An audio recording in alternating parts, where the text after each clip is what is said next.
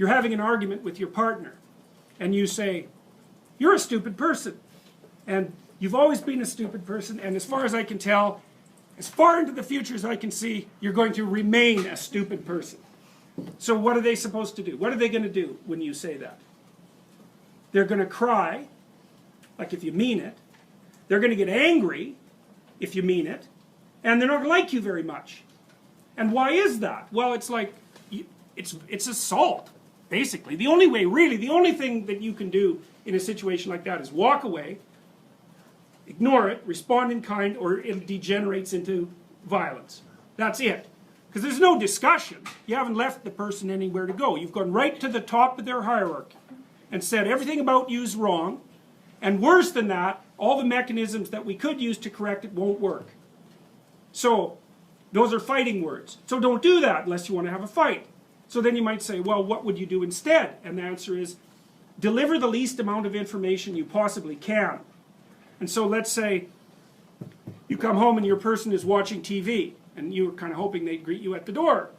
You shouldn't break down into tears and say, you're a stupid person, you've always been a stupid person, and you're going to be a stupid person in the future. You should say, I have this peculiarity, and that is that when I come home, I don't have enough confidence to just be happy. I would like you to come and say, just shut the TV off for 2 minutes, come to the front door and say, hello, and then you can go back and watch your TV. Would it be okay if you did that? And they'll think, well, you'll have to pay for it somehow. But then they'll probably do it. And so, but the thing is you got to specify the routine that you want transformed at the highest possible level of resolution, and you want to recommend the minimal necessary change that will satisfy you.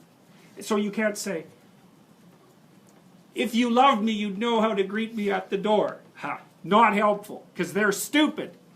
Right, and so are you. So you have to spell it out. It's like, what do you want? Exactly, what would make you satisfied? And then you have to have your person like grudgingly practice that a few times, and you have to let them do it very badly and also in a bad temper, and then you have to reward them for it, and then maybe 3 months later they'll do it properly. So you need to know that, because that's what people are like. It's very hard for them to learn new things, and they're very resistant to it, but they're very responsive to reward. So another thing, this is partly what B.F. Skinner figured out. So when he was training rats, and he wanted the rat to do something, one of the things he would do is maybe he was going to train the rat to climb a little ladder. And I mean, he could get rats to climb ladders and then climb across like the little monkey bars and then spin around 3 times and then, you know, whack a ball and then eat something. Like, he got incredibly complex behavior out of rats. And the way he did that was patience. So he put the ladder in the cage and the rat would just run around doing rat things, and then it would put its hand on the first rung, and Skinner would give it a pellet. And so he did, you know, after even once, the rat's going to be like, stand in the immediate vicinity of the ladder, and then the frequency with which it's going to go like this is just increased. So then it does it again, bang, pellet. Well, soon the rat is just going like this, right? So then you wait until the rat tries the other hand. So you give it a pellet then. Well, then it's going like this. And then, because it's going to get bored, it'll go like this. It'll hit the next stair. Bang, you give it a pellet. Soon the rat's climbing and doing all the little things you want it to do. Now, the problem with that is you have to be patient.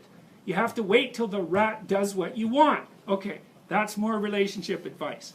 Wait till the rat does what you want, and then reward it. And it's unbelievably useful. It's also extraordinarily positive. I mean, I'm being, you know, comical insofar as I can manage that about the situation.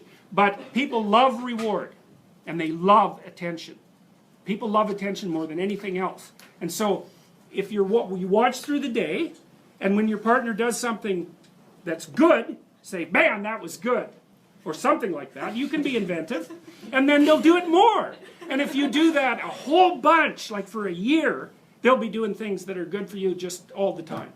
But you have to be patient, which is very annoying, and you have to suppress your response to only respond to negative things.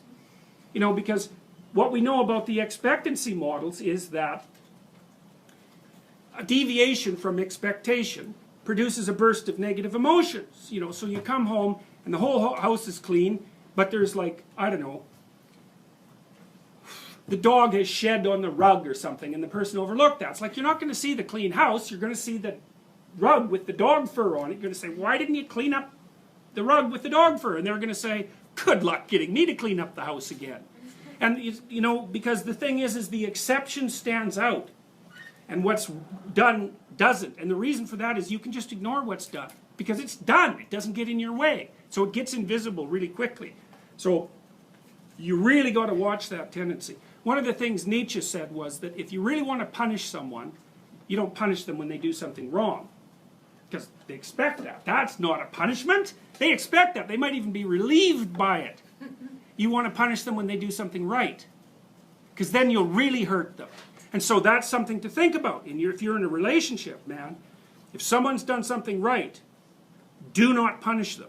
You do that 2 or 3 times, and that's it, man. You're not going to get them to do that anymore. So, judiciousness. Watch what they're doing. If something happens that's good, notice it. And, you know, if they've done a bunch of things, don't concentrate on the things they did wrong. That's not smart. It's really hard on them, too. Like, in some sense, this sounds manipulative and selfish, you know, because I'm teaching you how to train your partner. But you should also teach them how to train you. Because it would be really nice if you could come home and the person would say, well, what did you do today? And you say, you know, here's a bunch of things I did. And they say, well, this looks really good, and that was great, and why don't you do some more of that? And you're like, oh boy, it was a great day. And so, you know, you can train them to train you properly.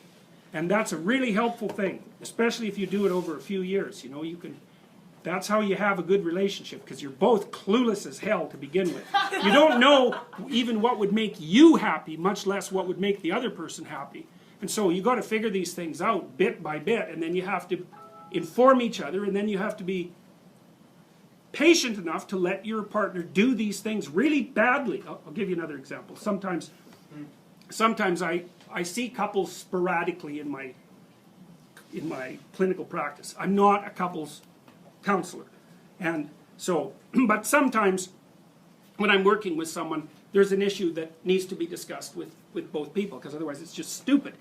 And one of the things I often recommend to people, especially once they have kids, is that they set aside, to use an anachronistic phrase, date nights.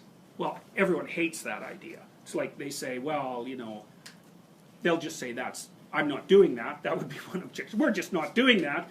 You know, that's what we did before we got married. They'll say, well, my partner would never go for that. They've got a bunch of excuses why that isn't going to work. And so I've heard all those excuses. I know all of them.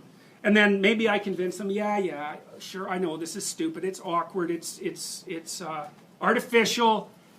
That's okay, just try it once. So then they go and try it, and then they come back and they say, we had an absolutely miserable time. Really, we had a miserable time. We couldn't agree on what movie to go to, and then, you know, she took me to her movie, and I really didn't like it, and so we fought all the way home. We're never doing that again. And I say, well, really, you've got 30 years, 400 days, that's 12,000 days. Okay, so you're not going to do that. You're going to spend the next 12,000 days without having any real romantic evenings and interactions with your spouse. That's your plan. And I like doing arithmetic with my clients. Hey, they hate that.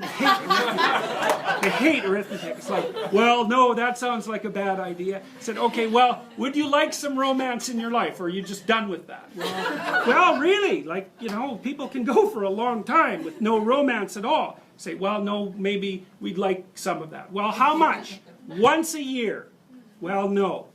Once a month? Well, no. Once every 2 weeks? Well, sometimes people are really busy. It's like, okay, that beats the hell out of 0.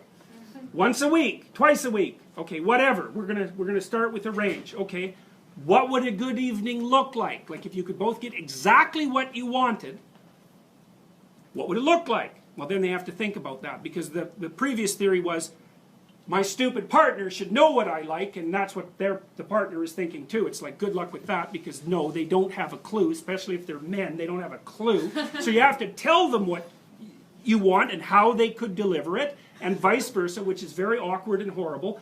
And then you have to practice it for 6 months. Because, you know, it takes a lot of practice to do something sophisticated really well. And then if you do that, it's like, poof, You got it for the rest of your life. So it's worth the aggravation. You know, and the first time the rat puts its paw up on the ladder, it's just sort of doing it accidentally. You can't expect it to do it well. And that's exactly how to view your own progress and the progress of your partners. Like, let them do it badly for a while. At least they're doing it. So, and if you think they should do it faster, well, look real hard and see how easy it is to change your own behavior. Because it's really hard to change your own behavior. Everybody says, I'm going to exercise 3 times a week. New Year's. And it's like, no one does. They buy the memberships. And then they feel guilty for having them, but they don't actually go to the gym. And that's a perfect example of how difficult it is to transform behavior.